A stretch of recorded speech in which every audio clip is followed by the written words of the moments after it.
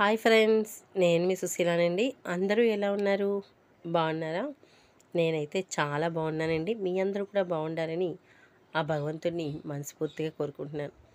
మేము ఆ మధ్యకాలంలో అన్నవరం శ్రీ సత్యనారాయణ స్వామి వారిని దర్శించుకుందామని అన్నవరం వెళ్ళామండి. మరైతే మేము వెళ్ళేసరికి సాయంత్రం అయిపోవడం వల్ల వ్రతం చేయించుకోవడం కుదరలేదు. సరే, మరుసటి రోజు చేసుకుందామని అనుకున్నాం. ఈలోపు స్వామివారిని దర్శించుకుందామని సాయంత్రం స్వామివారిని దర్శించుకోవడానికి వెళ్ళాం. బయటకు వచ్చేసరికి చక్కగా ఇలా ఉయ్యాల సేవ చేసి వెళ్ళినట్టున్నారు స్వామివారు. అప్పుడే మాకు ఆ మండపంలోకి వెళ్ళాలనిపించి అక్కడికి వెళ్ళి చూస్తే ఆ దీపాల్లో చాలా బాగా అనిపించిందండి.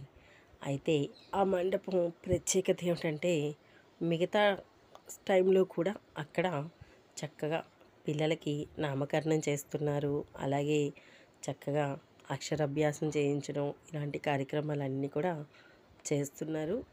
చూడటానికి కూడా ఆ మండపం చాలా బాగా అనిపించింది. చుట్టూ మీకు చూపిస్తున్న ఈ నేమ్ బోర్డ్స్ అన్నీ కూడా వాళ్ళే అరేంజ్ చేసినవి. మరైతే సాయంత్రం అయిపోయింది కదండి, ఈ లైటింగ్లో ఎంత బాగుందో టెంపుల్. ఇలా సాయంత్రం మేము స్వామివారిని దర్శించుకొని మళ్ళీ రిటర్న్ రూమ్కి వెళ్ళిపోయామండి.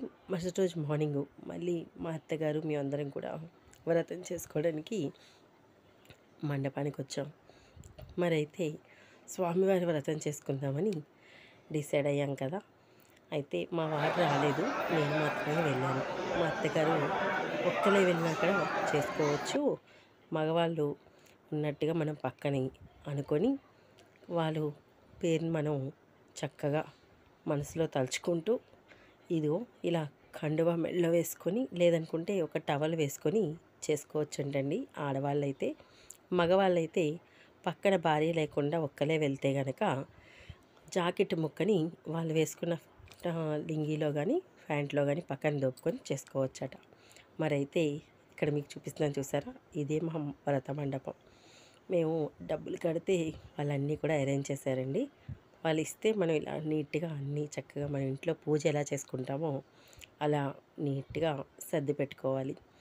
అయితే మనకంటూ ప్రత్యేకంగా ఒక్కొక్కరి దగ్గరికి ఒక్కొక్క పురోహితులు వచ్చి మన గోత్రనామాలు చదివి చక్కగా కాస్త పూజ చేసి వెళ్ళిపోతారు. మాతో పాటు వాళ్ళ మేనమామ, వాళ్ళ భార్య కూడా వచ్చారు. మా హస్బెండ్ వాళ్ళ మేనత్త కూడా వచ్చారండి. ఇలా మేము ఐదుగురం కూడా చక్కగా వ్రతం చేసుకునే దగ్గరికి వెళ్ళి వ్రతం చేయించుకున్నాము. మేము వాళ్ళ ఫ్యామిలీ, మేమును, నాతో పాటు మా అత్తగారు నా పక్కన కూర్చున్నారండి. చూస్తున్నారు కదా, మండపంలో చాలామంది చేయించుకున్నారు మాతో పాటు. అయితే వ్రతం అయిపోయాక స్వామివారిని దర్శించుకొని